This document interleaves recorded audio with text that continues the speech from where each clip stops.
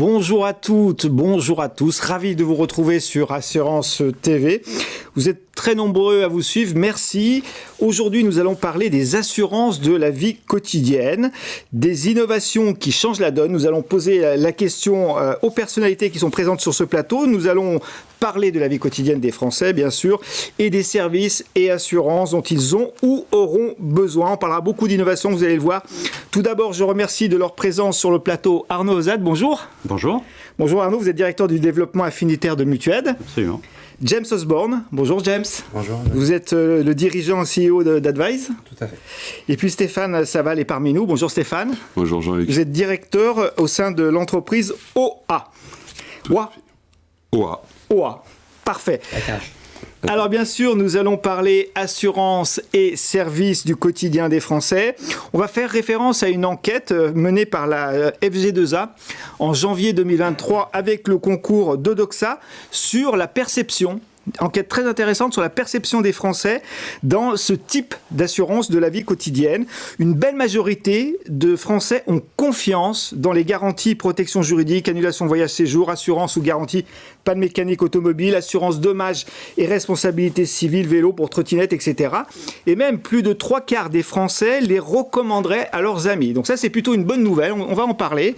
C'est plutôt une bonne nouvelle. Pour démarrer ce plateau, messieurs, est-ce qu'on peut dire enfin que les assurances affinitaires, les assurances du quotidien plutôt, sont entrées dans la majorité des foyers des Français? Qui veut s'y coller? James, d'abord? Je commence. Je dirais que c'est enfin, quand même depuis les années 2000, en fait, ça fait longtemps que ce type d'assurance extension de garantie... Mais là, on a l'impression que c'est vraiment rentré dans le quotidien des Français. Ouais, tout à fait, mais c'est vrai que c'est un processus qui est en cours depuis un certain nombre d'années. Il faut dire qu'il y a de plus en plus de distributeurs qui proposent ce type de garantie, qui diversifient un peu le spectre, le périmètre de couverture qu'on propose.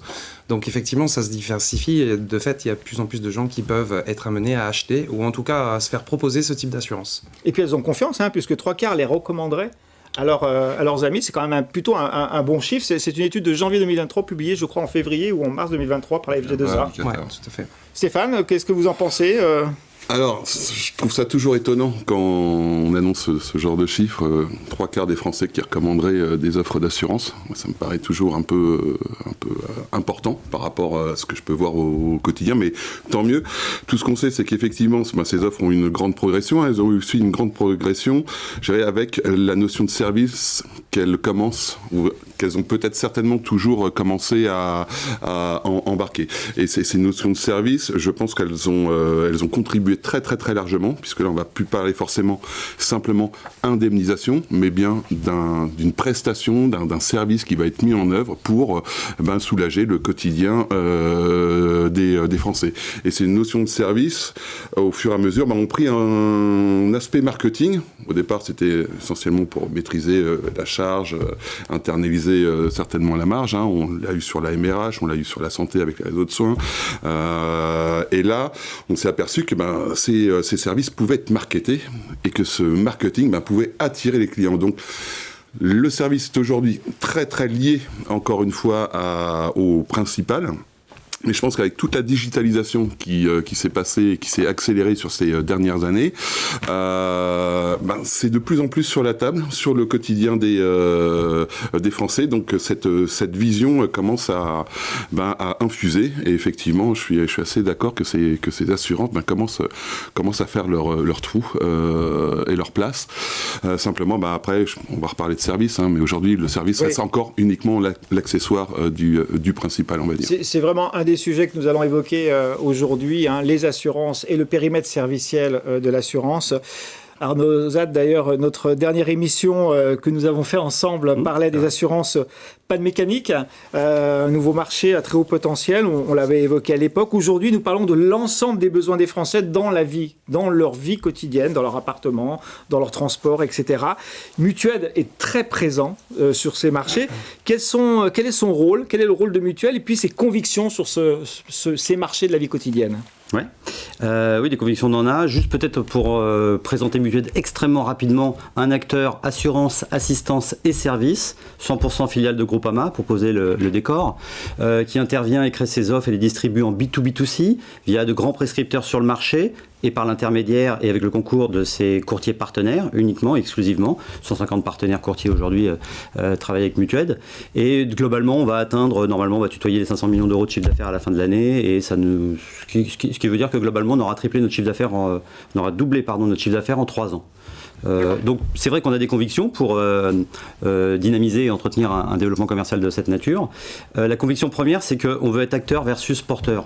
J'entends porteur de risque. On veut être acteur des offres qu'on monte, de la vision et du développement de la vision qu'on a, et très impliqué dans le déploiement des offres. Et on ne veut pas être un sleeping partner qui, de manière posée, attend en termes de souscription, comme une compagnie d'assurance potentiellement peut, malheureusement parfois je trouve le faire, attend les sollicitations du marché.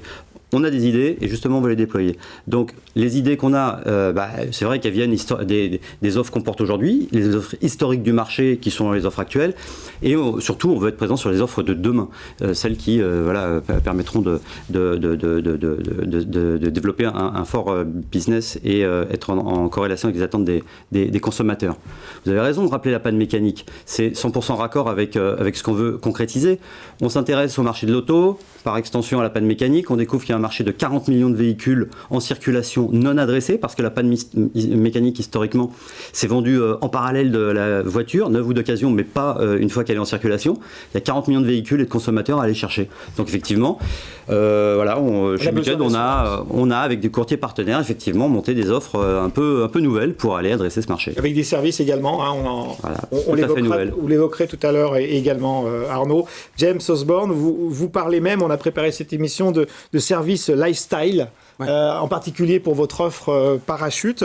On va y revenir plus tard, mais tout d'abord, est-ce que c'est important de rassurer les Français dans leur vie quotidienne et leur proposer des services et contrats d'assurance ? Je pense quoi qu'il arrive, il y a un besoin. Et on parlait tout à l'heure du fait que ces produits existent depuis les années 2000. C'est vrai que successivement, que ce soit des banques qui proposent des assurances à leur clientèle, qu'on pourrait appeler clés et papiers, protection des clés papier, à travers les cartes bleues. Les opérateurs mobiles proposent des assurances mobiles depuis de nombreuses années. Puis successivement, comme je disais, il y a de plus en plus d'univers qui sont adressés. Et donc effectivement, il y a un besoin parce que la clientèle achète ces types de produits. Comme Stéphane, je ne suis pas certain des 3/4. C'est vrai que c'est surprenant qu'ils soient recommandés parce que ces produits-là sont proposés de manière accessoire. C'est vraiment le principe de distribution de ces produits, c'est qu'on les propose à titre accessoire. Et d'ailleurs, c'est le Code des assurances qui encadre la distribution de ce type de produits, qui nous permet à des non-professionnels de l'assurance, par exemple des distributeurs, de vendre à titre accessoire à leur clientèle une protection qui puisse les rassurer dans l'utilisation des objets. Alors après, maintenant, aujourd'hui, par rapport à l'évolution du marché, moi je pense qu'il y a quand même une plus grande besoin de transparence de ce type de produit, parce qu'effectivement les clients ont besoin, mais souvent ces produits sont un peu méconnus, un peu incompris. Ils ont un besoin exprimé lors de l'adhésion, mais ils n'ont pas forcément une compréhension du produit une fois adhérés.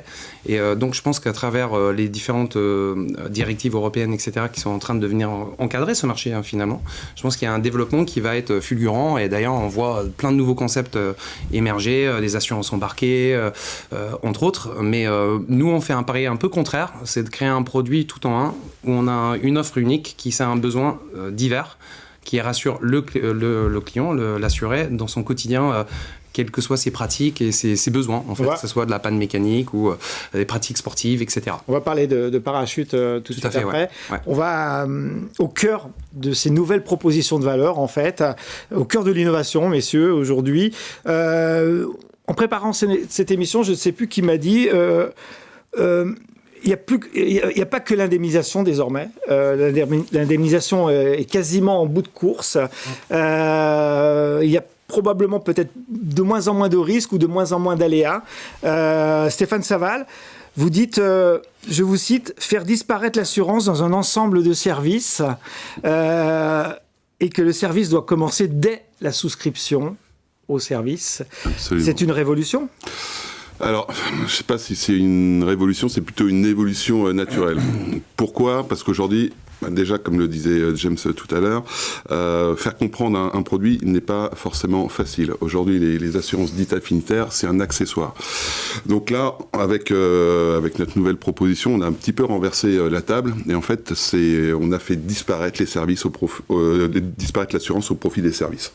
Très clairement. Pourquoi ? Parce que... Donc il n'y a pas d'assurance dans ce que vous proposez. Donc il n'y a pas d'assurance. Donc ce qu'on propose, nous, ce sont des services, on en parlera tout à l'heure. Pourquoi ? Parce que l'assurance, j'ai pas envie de la consommer. J'ai pas envie de consommer l'assurance parce que il va m'arriver un aléa et l'aléa n'est jamais très sympathique. Et ni certain d'ailleurs. Voilà. Et l'ensemble des services qui sont proposés aujourd'hui sont très très reliés à l'aléa. Si on parle de panne mécanique, on va me faire un prêt de voiture uniquement dans le cas où j'ai une panne. Pourquoi pas faire autrement. Donc aujourd'hui, nous, ce qu'on a décidé, c'est que le client puisse avoir, l'abonné puisse avoir un avantage immédiat à la souscription. Ce qui va faire également la différenciation, parce que je vais choisir mon produit d'assurance sur quoi ? C'est difficile de se différencier sur la partie garantie. Alors, on peut sortir des nouvelles garanties, mais la perception du client final, à part les professionnels, ah oui, ça c'est une super garantie, mais le client final... Bon, ça va pas être big deal, alors que mettre en avant des services, tout de suite, ça va le mettre dans un univers de consommation et de quotidien beaucoup plus immédiat. Et enfin, forcément, s'il faut du soutien, etc., effectivement, l'indemnisation ou le soutien va arriver, mais en queue de peloton. D'accord. Donc expliquez-nous, OA, en fait, c'est une société de services, probablement, vous allez nous dire, ou pas complémentaire à l'assurance, ce n'est pas de l'assurance, au sens comme on l'estime traditionnellement. Expliquez-nous votre offre, peut-être avec un ou deux exemples à la clé, je ne sais pas. Alors, OA, société de services, nous, notre objectif, c'est de développer toute une gamme produits, et une gamme qui va être encapsulée sur différents clubs. Des clubs qui vont représenter des univers. Parce qu'en fait, on s'adresse effectivement à des univers, et ça, c'est important d'embarquer le client dans un univers. Notre premier produit s'appelle le club OA Car. Ça va reposer sur 3 piliers. Premier pilier, avantage immédiat. Donc quand j'adhère, j'ai accès à des offres promotionnelles pour ma voiture, acheter des balais d'essuie-glace, des produits d'entretien, mais pas que. Dans mon quotidien, j'ai besoin je consomme un certain nombre de choses, et bien je peux avoir jusqu'à 200 enseignes auprès desquelles je peux trouver un intérêt immédiat simplement en adhérant au club. Donc en adhérant au club, je réalise des économies. Donc on protège son budget. Et donc le budget devient un élément très très prégnant et vu la conjoncture, et ça va normalement pas aller malheureusement en s'améliorant. Deuxième sujet, c'est donner un petit peu les clés, je dirais, du pilotage du budget au client. Donc sur une voiture, qu'est-ce qui peut se passer ? Je peux réaliser des réparations, soit en cas de casse, soit en cas de panne. Je ne fais pas toujours jouer mon assureur, d'ailleurs, en cas de casse, parce que j'ai peur d'être malucé.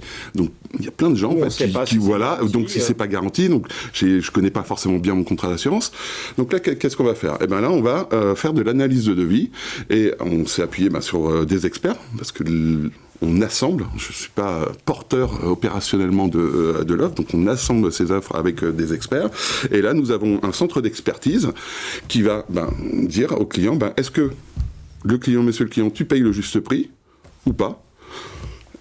Tu vas retourner chez ton professionnel, y compris en cas de visite d'entretien. On n'est pas obligé de faire sa visite d'entretien chez le concessionnaire de la marque. Là, on paye beaucoup plus cher. Et puis, en face du concessionnaire, soit le concessionnaire ou le garagiste s'aligne sur le devis. S'il ne souhaite pas s'aligner, on lui indique des professionnels sur lequel il peut accéder au prix où nous avons recommandé notre devis. Et puis voilà, par exemple sur un devis de 1 000 €, si on fait nous une analyse à 500 par exemple, donc on dit c'est 50% moins cher. Après, si le professionnel fait 700 € ou fait 650, c'est toujours 350 ou 400 € de gagné pour... Donc en fait, vous êtes un copilote, du budget des gens qui adhèrent à votre club sur un univers dédié, en l'occurrence la voiture, et peut-être dans les mois à venir d'autres voilà, univers. donc sur ça, c'est sur cette partie service, c'est vraiment être le copilote. Et enfin, en cas de, s'il arrive quoi que ce soit, une panne par exemple, et bien là, on va pouvoir soutenir. On ne paye pas, on ne fait pas une indemnisation globale, non, on soutient financièrement. Voilà, c'est le rôle du club, c'est de soutenir ses membres. On va soutenir financièrement notre abonné dans cette période. Oui, on ne parle pas d'assuré là, hein. Faites bien de dire abonné. Abonné, absolument. Arnaud, c'est une nouvelle réponse qui correspond à un nouveau besoin. Vous le jugez comme tel ? Oui, chez Mutued, on a cette ambition justement de monter des contrats de nouvelle génération. Des contrats qui sont très clairs, très simples d'accès, qui disent ce qu'ils font ce qu'ils disent, qui permettent aux clients de comprendre ce qu'on leur propose et d'acheter en connaissance de cause ou de refuser, auto-assurance, non, j'achète pas le produit ou le package de produits que vous me présentez. Mais par contre, s'ils le prennent en connaissance de cause, avec une sorte de ROI en tête, et parce que ça les intéresse et ils vont le garder dans le temps. Donc l'idée, c'est de créer des contrats de nouvelle génération qui concrètement viendraient se positionner, avec le temps c'est ambitieux, mais on l'a vu avec la GAF et c'est très, très envisageable, qui viennent se positionner au niveau des grands contrats standards de particuliers du marché que sont l'auto, l'habitation, la santé, et qu'ils viennent compléter en termes de trous de garantie, potentiellement, et enrichir grâce à une nouvelle valeur proposée, créer des nouveaux portefeuilles d'assurance. Information, prévention, service, assistance, un peu ça le quadriptyque. Voilà, et de l'assurance en bout de chaîne. Moi j'embarque de l'assurance quand même. Et d'assurance, bien sûr. De l'indemnitaire, effectivement. Enfin, il y a différentes manières de matérialiser la prestation d'assurance, mais effectivement on embarque de l'assurance, oui. Ce qu'on veut, pour rejoindre ce que disait Stéphane, ce qu'il faut, me semble-t-il, c'est booster les points de contact. On ne peut plus aujourd'hui en assurance voir le client une fois dans l'année quand il a un sinistre et jamais dans l'année lorsqu'il n'a heureusement d'ailleurs pas de sinistre pour lui. Il faut être au quotidien avec lui, quoi. Exactement, ouais. Faut être au quotidien. Donc nous, ce qu'on veut, c'est créer des assurances, non pas qui se vendent, mais qui s'achètent, que le client va chercher et va acheter parce que ça correspond à un besoin et qu'il achète avec la banane, comme quand il achète son abonnement Netflix, il est content parce qu'il a compris ce à quoi il va avoir droit et il est content. Et c'est pour ça que je suis très fier de mes partenaires, courtiers et autres avec qui on développe des garanties. Quand on va acheter un contrat d'assurance parachute, on est extrêmement satisfait de pouvoir plugger tous les biens qui vous sont chers à votre porte-monnaie, chers à votre cœur, dans cet espace parachute et d'avoir droit à une foultitude de garanties que James, tu détailleras sûrement tout à l'heure. C'est unique et c'est une chance. Quand on est passionné par l'automobile, on se tourne vers OA Assurance, OA Service, pour avoir tout un ensemble de services, justement, sur cet univers. Et quand on n'est pas passionné par l'automobile, on est quand même sûrement dans l'impérieuse nécessité de la mobilité et on a aussi un intérêt à se tourner vers OA. Donc voilà, on veut être sur ces sujets-là. Sur ce type de sujet, sur ces thèmes, sur ces univers du quotidien. James, vous l'êtes, vous, sur le quotidien des Français, la nouvelle offre parachute, justement. Merci du lancement. Il a un intérêt à en parler. Racontez-nous parachute, James. Alors, non, mais pour rebondir sur ce que dit Arnaud d'ailleurs, c'est vrai que nous, on fait le pari de faire acheter ce type d'assurance et donc pas forcément le placer auprès de la clientèle. Ce qui, historiquement, a été fait avec les assurances affinitaires. Et en fait, on parie sur un truc, c'est qu'il y a un déficit de connaissances, que je disais tout à l'heure, il y a un peu une méconnaissance de la clientèle de ce type d'assurance. Pourquoi ? Parce que la majorité de ces assurances sont distribuées en marque blanche. C'est-à-dire une enseigne associe sa marque aux produits d'assurance. Pour de nombreuses raisons, et on parlait de la conformité aussi tout à l'heure, c'est que aujourd'hui la clientèle doit être en mesure de comprendre un produit, et d'ailleurs un vendeur aussi, tout simplement, pour aller vers plus de conformité avec les réglementations. Bien sûr. Et concrètement, nous on fait le pari de faire un produit en marque propre. Donc d'où parachute, parce qu'effectivement c'est communiquer. Marque propre, c'est avant tout communiquer auprès et des partenaires et des clients à travers un canal, ou enfin multicanal en tout cas, mais avec des messages uniques, pas avec des plafonds de garantie qui vont changer, des durées qui vont changer, des garanties qui vont changer d'un contrat à un autre. Voilà, on a un contrat unique. C'est un produit unique pour toute la famille, voilà, tout le foyer. On a plusieurs segments, mais le produit majoritaire qu'on distribue s'appelle Goods, donc il couvre toutes les assurances, on va dire, domestiques, ensemble. Téléphone, brun, blanc, gris, comme on dit dans le métier. Donc téléphone, téléviseur, frigo, donc, etc. Une seule offre pour l'ensemble des... Voilà, pour couvrir dans une seule offre l'ensemble de ses besoins. Les Français sont très consommateurs de ce type de garantie, parce que de nombreuses enseignes proposent des garanties mono-appareils. Nous, on fait le pari du multi-appareil, c'est-à-dire dans un seul contrat, j'ai tous mes appareils garantis et avec une communication qui est limite est excessive parce qu'on veut vraiment faire mieux comprendre nos garanties à nos clients pour qu'ils soient satisfaits. Et donc, effectivement, qu'ils viennent acheter ce type d'assurance. Et j'espère peut-être que 3/4 des gens recommanderaient le produit. On n'a jamais fait un sondage, mais effectivement, ça serait intéressant de le faire parce qu'effectivement, nous, le pari qu'on veut faire, c'est de faire comprendre notre produit. Ça, c'est une bonne chose, le faire acheter avant qu'il ne soit vendu, quoi. Voilà, tout à fait. Alors après, on couvre 3000 appareils pour un prix unique à 19,99 par mois. C'est sans engagement, ce qui est assez unique dans le monde de l'assurance, global d'ailleurs, mais affinitaire aussi. Donc le client est libre de partir quand il le souhaite. Donc s'il ne s'estime pas correctement couvert, il peut s'en aller. Et je pourrais vous en parler toute une journée. On n'a pas le temps. Mais effectivement, c'est une offre assez innovante. C'est un beau produit. Et unique. Voilà. C'est un beau produit avec des beaux services. Arnaud, Mutuelle est proche du quotidien. Vous l'avez un petit peu évoqué préalablement dans le foyer des Français. D'ailleurs, Mutuelle a intégré récemment une nouvelle offre de services autour de la réparation suite à de sinistres liés à l'embellissement de l'habitat. Et puis, vous allez nous parler aussi de la création de Tournesol. Tournesol, les Français aiment leurs plantes. Une véritable innovation, puisque cette offre a été saluée par des trophées de professionnels et des trophées de particuliers. C'est quoi Tournesol et c'est quoi l'offre servicielle et indemnitaire de Tournesol? Alors pour reprendre vos deux points, le premier, oui, effectivement, Mutuelle à la base est un assisteur, c'est l'assisteur historique de Groupama. Depuis, on est aussi assureur, prestataire de services très divers et variés. Donc à ce niveau-là, on est habitué à manager des réseaux auto, habitation, santé, habitat, c'est le métier historique. Voilà. Et en ça, on est raccord avec le fait d'être présent dans tous les moments de vie et de manière extrêmement régulière pour répondre aux besoins permanents des clients, des assurés. Donc c'est vrai que Tournesol matérialise bien ce nouveau type d'offre dont je parlais tout à l'heure, parce que Tournesol, c'est quoi ? C'est un peu comme la pâte mécanique, c'est avant tout un marché de la plante verte d'intérieur et de la plante fleurie en pot. Plus d'1 milliard sur ce marché. Il a explosé durant les confinements successifs. Les gens c'est très tendance, très RSE, très vert, très sympa. On aime les plantes, exactement. Ouais, c'est un super sujet. Pour nous, en plus, assureurs, c'est un sujet, une bouffée d'air. Donc c'est quoi qu'il y a autour de Tournesol ? Alors, on a monté un package global qui intervient à différents niveaux. J'aime en parler, effectivement, de Tournesol. C'est magnifique. Je vous vois avec votre petit sourire, pas narquois, mais amusé. Et donc, effectivement, on apporte de l'information et du conseil. Est-ce que je dois arroser ma plante, trop, pas trop, la mettre à la lumière, en fonction de la plante, etc. En fonction de son état et de la maladie qu'elle peut avoir, on prend en charge les traitements, les oligo-éléments. Et puis si malheureusement la plante meurt, ça peut arriver. Ça peut arriver. Si elle meurt, on la remplace dans le cadre de l'indemnité financière assurantielle. Et tout ça accompagné, et ça c'est fondamental, par un service client qui est extrêmement positif. On est en visio avec le service sinistre, mais qui n'est pas un service sinistre, puisqu'il est matérialisé. C'est du conseil, en fait, c'est quoi ? C'est du conseil permanent, information, prévention, conseil et indemnisation, mais en visio avec des botanistes dans une serre, non pas dans un bureau sinistre. Donc, en fait, on est dans une expérience client qui fait que, à nouveau, la banane pour le client qui ne se rend pas compte de ce qu'il vit et qui, de toute façon, trouvera une réponse adaptée à ses besoins parce que, répondre de manière adaptée aux besoins du client, c'est aussi quelque chose d'extrêmement important. Et là, le bénéfice client, si j'ai bien compris, il est dès la souscription également. Absolument.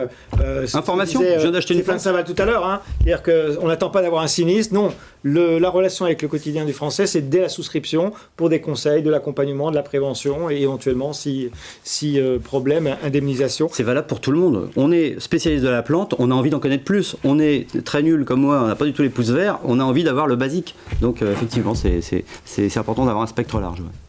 Donc on a l'impression en vous écoutant que l'assurance passe irrémédiablement et peut-être définitivement par l'univers serviciel, avec ou pas indemnisation en fonction des situations de chacun. Et puis ça permet peut-être aussi, dans certains cas, vous allez nous le dire Stéphane, de remplacer, de préserver ses biens plutôt que de les remplacer ou d'en acheter de nouveaux. Il y a aussi une dimension vertueuse de pouvoir d'achat, vous l'avez déjà signalé, mais aussi de ne pas forcément jeter un certain nombre de choses, de les... Clairement, aujourd'hui, si l'ensemble de cette planète a été, particulièrement sur l'Occident, très très dans le monde de la consommation, là, il va falloir qu'on trouve une consommation mais un petit peu différente. Raisonnée et même peut-être même intelligente, mais pour être intelligente, il faut avoir... il faut donner de l'information. Par exemple, si on prend Wacar, l'empreinte carbone de la voiture, plus elle est vieille, plus elle est amortie.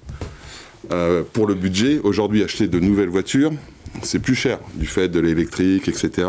Donc, avec une conjoncture budgétaire contrainte. Donc aujourd'hui, si je veux respecter, entre guillemets, un petit peu le green et puis respecter mon budget, j'ai tout intérêt à préserver ma voiture, donc à bien l'entretenir. Donc justement, contribuer et soutenir tous les éléments qui vont pouvoir se mettre en place, d'où la communication. Je pense que dans les... que ce soit sur Parachute ou Tournesol dont on parlait Arnaud, la communication client, donner de l'information au client pour qu'il puisse mieux agir vis-à-vis de la préservation de ses biens, donc en lui donnant de l'information et en l'orientant sur des prestations, ça me paraît essentiel aujourd'hui et ça lui fait rappeler également son contrat, parce que comme on l'a tous dit, un contrat d'assurance, je vais pas le lire tous les matins, donc je suis proactif par rapport à ça et ça lui rappelle son contrat d'assurance, en tout cas dans le cas de Parachute et Tournesol. Alors Arnaud, je suppose que ce type d'offre, en tout cas celle que vous évoquez aujourd'hui, avec des services que vous évoquez, ont besoin peut-être de deux leviers majeurs. C'est une communication peut-être massive auprès du client en termes d'information et peut-être aussi également une relation client parfaite, parce que la relation, elle commence dès l'acte de souscription et le jour d'après, elle peut continuer. Ouais, la relation client parfaite, aujourd'hui, je pense que ça fait un moment qu'on en parle en assurance et sur le marché hors assurance. Tout le monde en parle, mais on sait ce que sont les grands enjeux. D'ailleurs, dans le cadre le rapport annuel de l'expérience client internationale présenté par Assurenco, le Business Club de l'assurance, et Roam chaque année, qui est présent d'ailleurs aujourd'hui sur le site Assurenco et sur les réseaux sociaux, les trois enjeux majeurs, on les connaît. C'est utilisation des moyens de communication le plus large possible. Évidemment, le mail, le web et les applications, très bien, mais aussi le téléphone, extrêmement important de ne pas oublier le téléphone qui permet de remettre de l'humain, de la chaleur, puis de se comprendre très précisément. D'embarquer aussi là où est le client, les moyens de communication qu'il utilise, WhatsApp, pourquoi pas le SMS, et tout ça dans un cadre convivial. On parlait tout à l'heure de visio pour Tournesol, faut pas l'oublier. Pourquoi pas plus de visio dans notre secteur d'activité, quoi. Et je suppose avec de la data en temps réel, peut-être James, vous êtes d'accord avec ce type d'information nécessaire à avoir pour avoir une relation client parfaite, quasiment faut qu'elle soit continue. Quand on parle de service, c'est un spectre très large, le service, mais effectivement ça existe dans l'assurance depuis de nombreuses années, d'ailleurs. L'assurance a toujours été constituée de services, mais après je pense que quand on parle d'aléas, en l'occurrence, effectivement, ça arrive peut-être jamais. Mais le service, c'est d'accompagner le client, c'est d'être présent, c'est de peut-être faire des offres sur mesure, peut-être du cashback, des services de consommation au quotidien. Donc l'accompagner dans l'achat de son produit, mais de lui rappeler aussi que le produit d'assurance existe. Il ne faut pas se cacher, en fait. Il faut être fier de son produit. Et pour moi, le service, il passe aussi par le service client, à savoir ne pas être en communication avec lui, l'accompagner dans ses choix, peut-être, dans sa vie quotidienne globalement. Donc l'assurance est là pour protéger ça, mais pour accompagner aussi. C'est un peu nouveau quand même que l'assurance soit au quotidien à côté du français en termes de services et de contrats d'assurance, non ? On a l'impression qu'il y a un gap entre la souscription et la réalisation du sinistre qui parfois arrive 6 mois, 2 ans ou 3 ans ou n'arrive jamais. L'assurance est aussi dans la prévention aujourd'hui. Vous voyez des campagnes publicitaires d'un certain nombre de grands acteurs, ils appuient sur la prévention. Puis on a des outils aujourd'hui, on a de l'intelligence artificielle qui vient fluidifier la relation client à tous les niveaux, de la souscription jusqu'à le traitement de la relation client potentiellement, jusqu'au traitement de la réclamation, en passant par la gestion. Et tout ça, c'est hyper important parce que ça permet aussi de sécuriser la fraude et les sanctions financières potentiellement dans le cadre de la réglementation galopante. Et c'est un enjeu aujourd'hui. C'est un vrai enjeu. Ne pas discuter avec... Aujourd'hui, on a tous des problématiques de parc, de rétention, de fidélisation. Donc communiquer bien, de façon juste, ne pas se cacher, pouvoir... par exemple sur la panne, on sait qu'une voiture, à partir de 5 ou 7 ans, en fonction des marques, on peut avoir des pannes, je sais pas, courroie de distribution. Donc il faut savoir bien communiquer à des moments précis. Et ça fait partie, des principes de fidélisation et de rétention par rapport au parc, que ce soit d'assurés ou d'abonnés dans mon cas. Alors on arrive au terme de cette passionnante émission. Je vais vous poser une question pour un tour de table pour la fin. on va parler de l'assurance de demain, ou l'assurance et des services de demain, même si on ne se projette pas trop loin. Hein, somme toute, je crois qu'il faut être assez prudent. Information, prévention, service, assistance et indemnitaire ou soutien financier. Est-ce que c'est un modèle d'avenir, James ? De toute façon, c'est un modèle obligatoire. Enfin, pour moi, si on ne fait pas évoluer ces garanties, notre business sera... On est condamné. En tout cas, nous, notre secteur affinitaire, en tout cas du quotidien, va s'intégrer dans des produits plus classiques d'habitation, auto, etc. Donc, on doit évoluer avec notre temps, on doit faire évoluer nos produits, on doit mieux les faire connaître. Voilà. Stéphane ? C'est une nécessité d'aller sur vraiment du service 3.0 puisque l'assurance va être effectivement embarquée dans beaucoup de choses. On est sur d'une problématique de presque de maîtrise un peu aiguë de l'aléa, d'où le contrat d'assurance va perdre en épaisseur. Et donc, pour moi, l'avenir, il est vraiment sur les services par rapport à ça. Et tout ça dans l'intérêt du client, je suppose. C'est essentiellement... Au final, hein, on l'a un peu oublié dans nos discussions. Arnaud, pour synthétiser, moi je dirais en 2 mots, des offres qui répondent aux besoins du client, donc de la personnalisation à tous les niveaux, la manière de communiquer avec lui, de l'aborder, de ce qu'on lui propose, et tout ça en mode actuel, en mode de ergonomique UX actuel, c'est-à-dire globalement, pour synthétiser, tout le monde comprendra, Amazon, quoi. Oui, voilà. Et puis être présent très souvent dans sa vie de tous les jours, quoi, non ? C'est un peu ça ? Oui, c'est tout un package de prestations, de services ou d'assurance, effectivement. Ouais. Et ben ça sera le mot de la fin. Merci, merci messieurs de votre présence sur le plateau d'Assurance TV. Merci Jean. On se retrouve très très très bientôt et portez-vous bien.